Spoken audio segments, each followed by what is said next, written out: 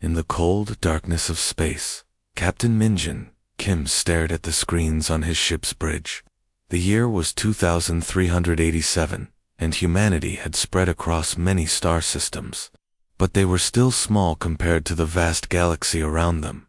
His ship, the U.S. Defiance, moved slowly through the Kepler 442 system, on what should have been a simple mission to explore new worlds. "Captain, I'm seeing something strange," said Lieutenant Hound Park, her fingers dancing across the control panel. She was the ship's navigation officer, and her voice carried a note of worry that made everyone on the bridge look up. Minjin walked over to her station. "What is it? These readings don't match anything in our computers. Look at this." Hound pointed to her screen, which showed massive structures floating in space around a dead planet. They looked like giant crystals, each one bigger than Earth's biggest cities. Spinning slowly in perfect formation, the structures were beautiful in a terrifying way. They glowed with soft blue light, and their surfaces seemed to shift and change as the humans watched. Some crew members whispered among themselves, wondering if they had found alien technology or something even stranger. What the humans didn't know was that they were looking at monitoring stations built by the Ascended Collective. These beings had once been like humans, but millions of years ago, they had given up their physical bodies and become creatures of pure energy and thought. Now, they lived in dimensions that normal beings couldn't see or understand. The Ascended had been watching the universe for so long that they remembered when stars were born and when entire civilizations turned to dust. They kept careful records of every species they found, rating them based on how dangerous they might become. It was like a cosmic filing system, with each species getting a number and a category. Humanity had been given the label Category 7, moderate expansion potential. To the Ascended, humans were mildly interesting, but not important enough to worry about. They were like insects building small nests while giants walked overhead, completely unnoticed. But something terrible was happening in the galaxy. A force called the Devourers had appeared from the dark spaces between stars. These weren't living beings in any normal sense. They were more like a disease made of metal and hatred, spreading from system to system and consuming everything they found. The Devourers didn't just kill, they absorbed. Every planet they touched became part of their growing mass. Every ship they destroyed added to their numbers. Every person, every animal, every plant, every computer became fuel for their endless hunger. Entire civilizations vanished, as if they had never existed at all. The Ascended Collective watched this destruction with the cold interest of scientists observing an experiment. They had seen such things before, though not often. When species were about to be destroyed, the Ascended sometimes chose to save a few representatives. Keeping them in special places like living museums, they made a list of species worth preserving. Ancient races with beautiful art went on the list. Wise beings who had discovered the secrets of the universe were saved. Powerful civilizations that might be useful allies in the far future were rescued. Humanity was not on the list.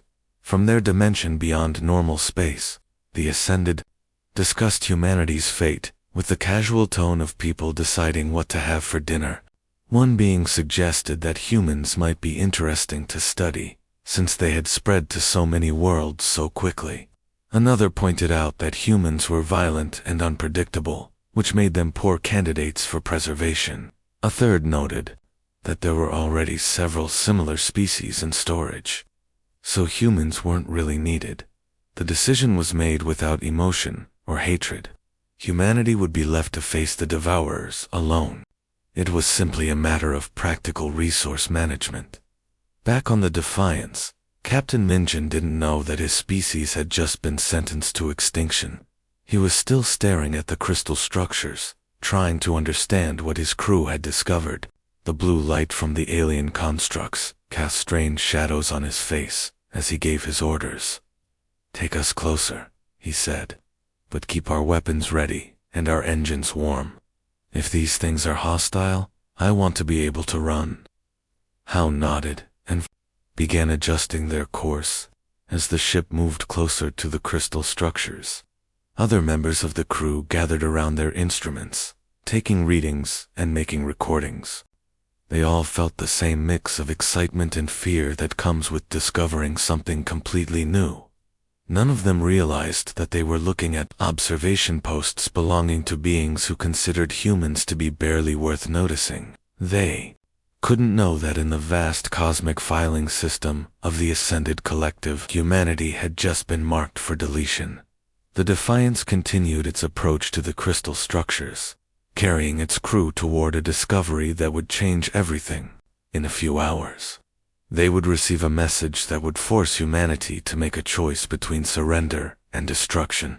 But for now, Captain Minjin Kim and his crew simply watched and wondered, small figures in a vast universe that was about to test everything they believed about themselves and their place among the stars. Admiral Dae-Soon Cho sat in the command center deep beneath Earth's surface, surrounded by screens showing star maps and fleet positions. The room hummed with quiet activity as dozens of officers worked at their stations, monitoring humanity's scattered colonies and ships. Commander Ji-Woo Lee stood beside him, her face pale as she studied the incoming transmission data. "Sir, we're receiving a message on all quantum frequencies," Ji-Woo said, her voice barely above a whisper. "It's not from any human source," Dae-Sung nodded grimly. 3 hours earlier, Captain Minjin's ship had sent an emergency report about the crystal structures they had found. Since then, similar structures had been detected in 17 other systems. Now, it seemed, whoever built them wanted to talk. "Put it on the main screen," Dae-Sung ordered. The command center fell silent as a voice filled the room. It didn't sound like it came from any throat or mouth. Instead, it seemed to speak directly into their minds, cold and emotionless like wind, through empty space. Species designation: human. Classification: Category 7, moderate expansion, potential.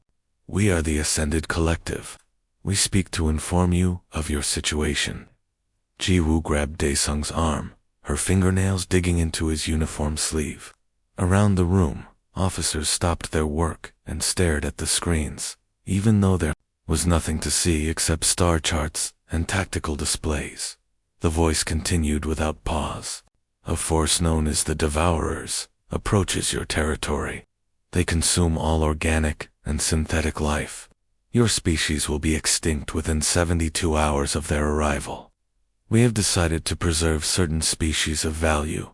You are not among them." Admiral Dae-Sung felt something cold settle in his stomach. He had been a soldier for 30 years, had fought in the colony wars and the asteroid conflicts. But this was something completely different. This wasn't an enemy he could understand or fight. This was like being told by a doctor that you had a disease with no cure. However, the voice went on. "We offer you a choice. Surrender your technology and weapons. Submit to protective custody. We will preserve a small number of your people as specimens. Your culture and knowledge will be recorded for future study. This is more consideration than most species receive." The message ended, leaving the command center in dead silence. Dae-Sung looked around at his officers and saw his own shock reflected in their faces. Some looked angry, others scared, but all of them looked to him for answers he didn't have. "How long do we have?" Ji-Woo asked. "They said 72 hours until the Devourers arrive," Dae-Sung replied. "But I think they expect an answer much sooner than that." For several minutes, no one spoke. The weight of the decision pressed down on everyone in the room. Around them, the screens continued, showing the normal business of human space: cargo, ships moving between colonies, military patrols on routine missions, families living their lives without knowing that everything was about to change. Dae-Sung thought about his daughter, who was studying art on Mars. He thought about the farmers on New Terra, who had just planted their first successful crop of Earth vegetables in alien soil. He thought about the children being born in hospitals across dozens of worlds, taking their first breaths under foreign stars. "Sir," said Lieutenant Park, the communications officer. They ascended, awaiting for a response. Should I open a channel? Daesung stood up slowly. Every person in the room turned to look at him, waiting to hear what he would say. The Admiral knew that his next words would echo through history, assuming humanity had any history left to speak of. Open the channel, he said. The same cold voice filled the room again. Have you reached a decision? Daesung looked at Jiwoo, who nodded slightly. He looked at the other officers, seeing determination slowly replacing the fear in their eyes. Then he stepped forward and spoke in a clear, strong voice that carried across the command center and out into space. We thank you for the warning, he said. Now get out of our way. The silence that followed seemed to stretch on forever. When the voice spoke again, there was something different about it. Not quite surprise, but perhaps the closest thing to surprise that such ancient beings could feel. You do not understand. The Devourers have consumed civilizations that were far more advanced than yours. Species with technology beyond your comprehension have fallen before them. You cannot fight what is coming. Maybe not, Daesung replied, but we're going to try anyway. This is ... unexpected. We will observe your final actions with interest. Perhaps there will be something worth recording for our archives. The connection ended, leaving the command center quiet once more. But now the silence felt different, not the silence of shock, but the silence of people preparing for war. Jiwoo was the first to speak. Orders, sir. Dasun looked at the star maps showing human colonies scattered across dozens of systems. Instead of defensive positions, he began marking advance coordinates, plotting courses that would take their fleets toward the coming threat rather than away from it. Send word to all ships and stations, he said. We're not running. We're not hiding. We're going to show these Devourers what humans do when someone threatens our family. As the orders went out across human space, something remarkable began to happen. Instead of panic, there was calm preparation. Instead of retreat, there was advance. The Ascended Collective, watching from their higher dimension, began to wonder if they had made an error in their calculations about this strange species called humanity. Captain Minjin Kim stood on the bridge of his flagship, watching as 1,000,000 enemy ships filled the space around Proxima Centauri like a swarm of angry insects. Each Devourer vessel was different. Some looked like twisted metal spiders, others like floating cities made of dark crystal, all of them hungry for the destruction they brought wherever they went. How many ships do we have? Minjin asked Chief Engineer Nari Song, who was checking her tablet for the latest fleet reports. 10,000 ships in our battle group, Nari replied. The Devourers have 100 times that number. Lieutenant Hound Park, now serving as his tactical officer, looked up from her control station. Captain, those odds are impossible. Even if every shot we fire hits its target, we can't win a straight fight. Minjin nodded. He had known this moment would come ever since Admiral Daesung's declaration 3 days ago. Across human space, every military leader had received the same orders: implement the Thermopylae Doctrine. It was named after an ancient Earth battle, where a small number of warriors held off a massive army. Not because they could win, but because they refused to give up. We're not trying to win, Minjin said quietly. We're trying to hurt them so badly that they think twice about fighting us again. For the past 72 hours, humanity had been preparing for this moment in ways that shocked even their own military planners. Every human ship now carried quantum-entangled self-destruct devices that Nari and her engineering teams had worked around the clock to install. Every station had been converted into a fortress. Every planet had become a weapons factory. But the most important change wasn't in their technology. It was in their thinking. Remember what Admiral Daesung told us, Minjin said to his bridge crew. We're not fighting to save our own lives. We're fighting to make our deaths count for something. Every ship we destroy, every devourer we kill, makes it easier for the next human fleet to fight them.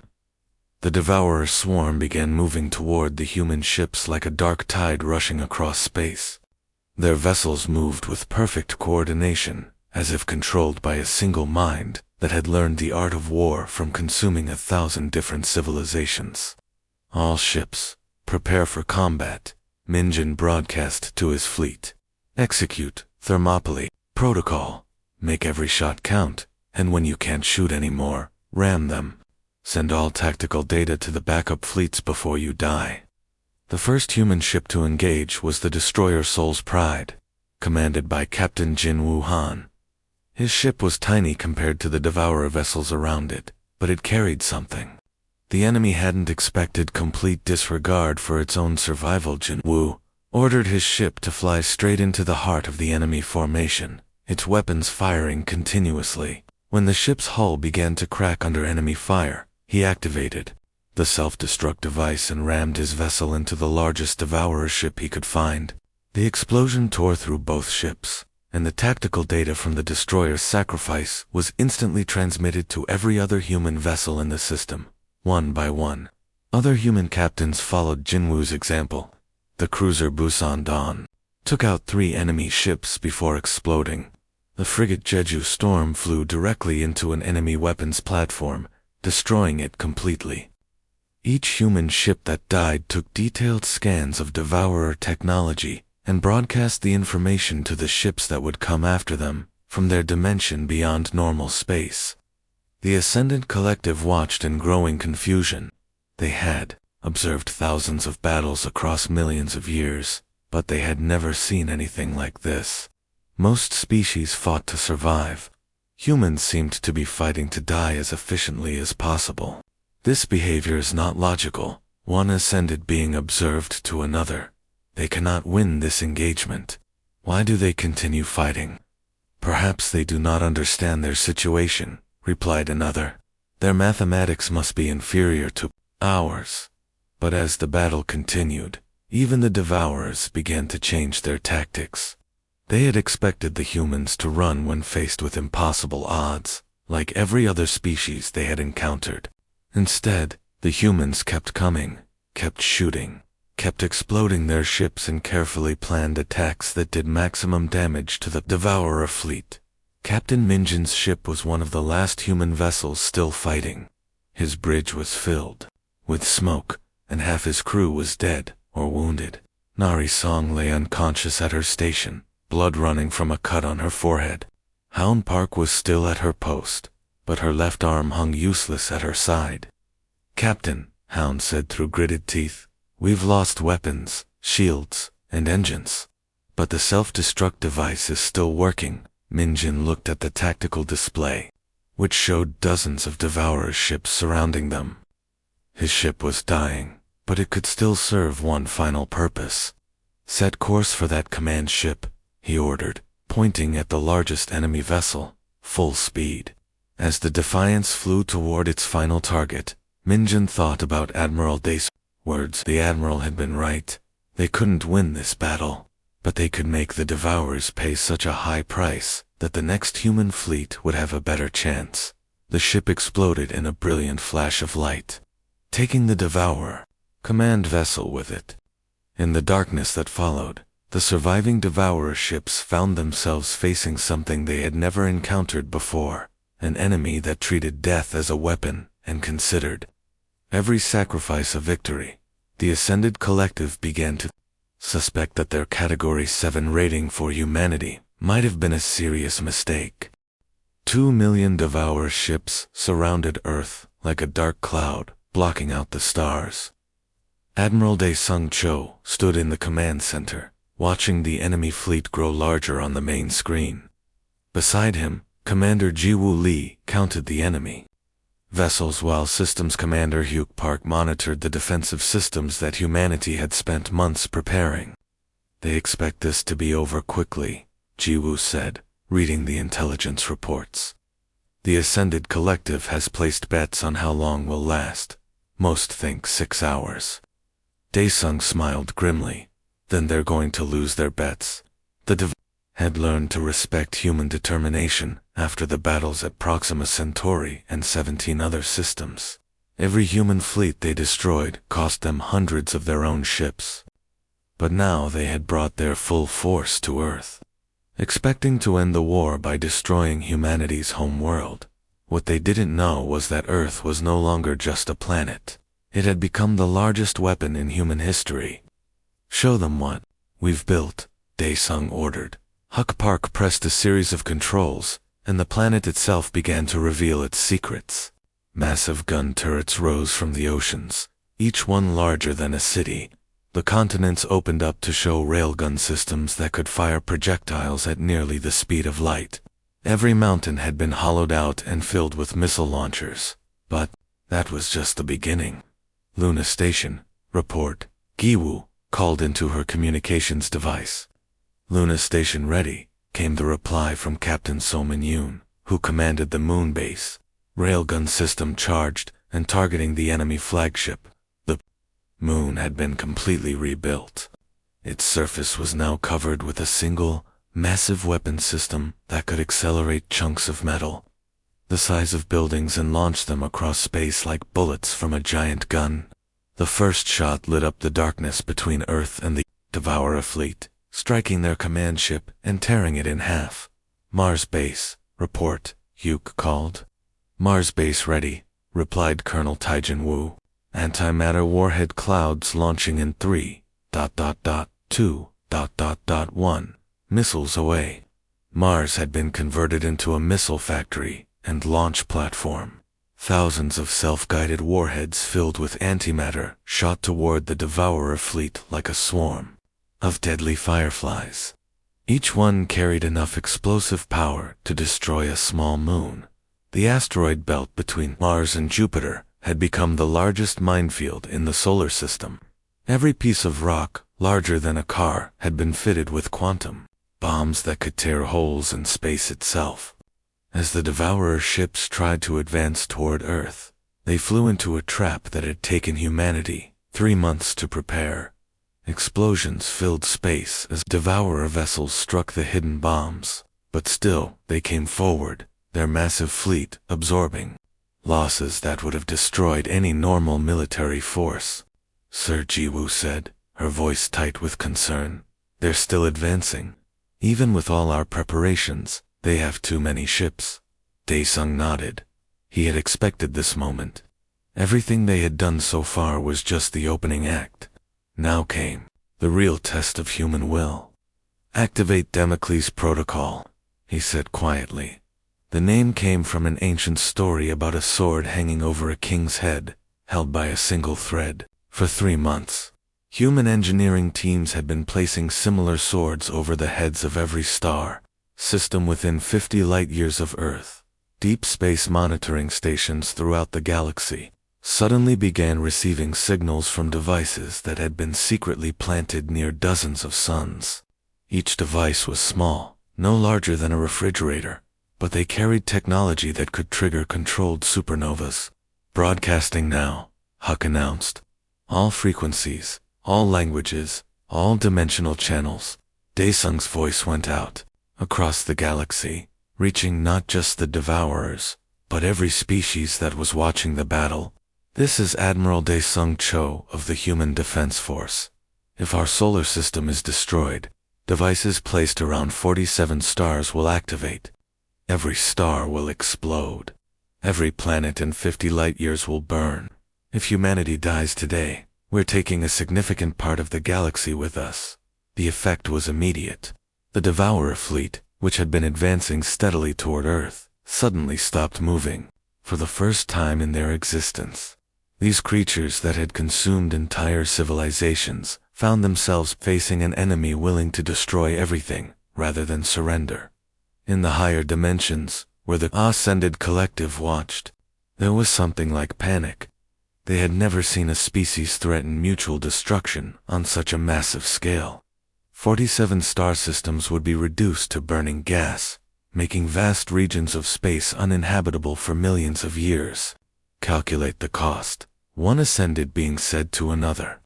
"If they carry out this threat, we will lose 30% of our monitoring stations in this galactic sector," came the reply. "The economic damage to our archives would be ... significant. The Devourers began sending signals to each other, their collective intelligence working to understand this new situation. They had faced desperate enemies before, but never one that would destroy innocent worlds, just to hurt them. They cannot be serious. The Devourer, a collective mind, broadcast to Admiral Daesung. You would kill billions of other life forms to save yourselves. We're not trying to save ourselves, Daesung replied calmly. We're making sure that if you destroy us, you'll remember the cost for the rest of your existence. Every time you think about consuming another species, you'll remember what happened when you tried to eat humanity. For long minutes, space was silent, except for the distant explosions of antimatter warheads. Then, for the first time in galactic history, the Devourers sent a message that no one had ever expected to hear. We wish to negotiate. 6 months after the standoff at Earth, Fleet Admiral Min-jin Kim walked through the corridors of the newly built Seoul Defense Station. The massive space platform orbited between Earth and Mars, serving as headquarters for humanity's expanded military forces. Through the viewports, he could see human ships patrolling alongside vessels that once belonged to their enemies. The Devourer human accords had changed everything. What started as a threat to destroy 47 star systems had become the strangest peace treaty in galactic history. The Devourers agreed to consume only uninhabited systems, while humanity provided them with more efficient consumption technologies that reduced their need for constant expansion. Admiral, said Communications Officer Narration, approaching with a data tablet in her hands. We're receiving another diplomatic message. This one's from the Eternal Monarchs. Min-jin raised an eyebrow. The Eternal Monarchs were even older than the Ascended Collective, godlike beings who had ruled the galaxy before most current species had even evolved. They rarely spoke to anyone, considering themselves too important to bother with lesser civilizations. What do they want? He asked. Intelligence Director Houn Park joined them, her face showing the exhaustion that came from months of dealing with diplomatic messages from species humanity had never known existed. They're offering us something called transcendence status, she explained. Basically, they want to make us gods like them. Min-jin almost laughed. Gods. 6 months ago, these same beings were betting on how quickly we'd be extinct. The message from the Eternal Monarchs played on the station's main screens, reaching every human facility in the solar system. The voice that spoke was ancient beyond measure, carrying the weight of millions of years. Species designation, human. Your recent actions have impressed us greatly. No civilization in recorded history has faced extinction and responded by threatening to destroy a significant portion of the galaxy. We offer you a place among the transcended races. Accept our gift, and you will gain power beyond imagination. You will live forever, watching over lesser species, as we do. The message continued for several minutes, describing the wonders of transcendence, unlimited knowledge, the ability to exist in multiple dimensions, freedom from physical needs and limitations. It was everything that most species dreamed of achieving. When the message ended, the command center fell silent. Min-jin looked around at his staff, seeing the same mixture of disbelief and amusement on their faces that he felt himself. They really don't understand us, do they? Nari said, quietly. Not even a little bit, Houn replied. They think we fought the Devourers because we wanted power. They don't realize we fought because someone threatened our families. Min-jin walked to the communications console and activated the reply system. He knew that his response would be heard not just by the Eternal Monarchs, but by every advanced species in the galaxy. The Ascended Collective would be listening. The Devourers would hear it. Dozens of other civilizations that had been watching humanity's rise would record his words.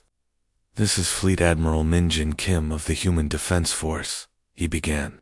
We thank the Eternal Monarchs for their generous offer, but we must respectfully decline. He paused, thinking about the right words to express what humanity had learned about itself during the war. Around him, his staff smiled, already knowing what he was going to say. We've discovered something important about ourselves during this conflict. We don't want to become gods watching from a distance. We prefer to earn our achievements through hard work and sacrifice.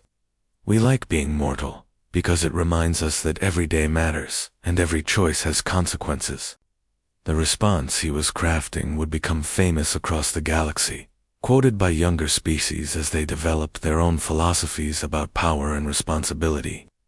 We appreciate the offer of unlimited power, but we've learned that the most important power is the willingness to give up everything for something you believe in. We've found that the greatest strength comes not from being invulnerable, but from choosing to protect others, even when it might cost you everything. Minjin looked out at the stars, where human ships were already heading toward new systems to explore and colonize. The war had ended, but humanity's expansion had only just begun. So thank you, but we prefer to earn our wings the hard way. Try not to get in our way while we do. The transmission ended, and within hours, the response had spread across the galaxy. On 1,000 worlds, younger species heard humanity's message and began to question their own assumptions about power and transcendence. The Ascended Collective found themselves dealing with something they had never encountered before, other species asking why they needed to become gods at all.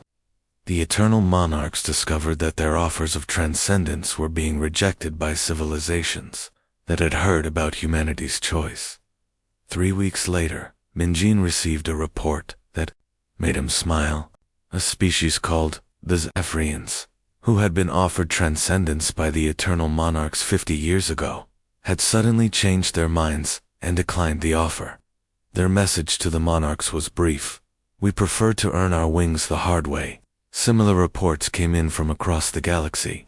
The human philosophy of choosing struggle over easy power was spreading like a virus among younger civilizations. Standing on the observation deck of Sol Defense Station, watching human ships prepare for their next exploration mission, Minj realized that humanity had won something more valuable than the war against the They had won the right to define their own path among the stars, and in doing so, they had given other species permission to do the same. When humanity goes to war, even gods step aside, not because they fear human weapons, but because they have learned to respect the power of a species that chooses its own destiny.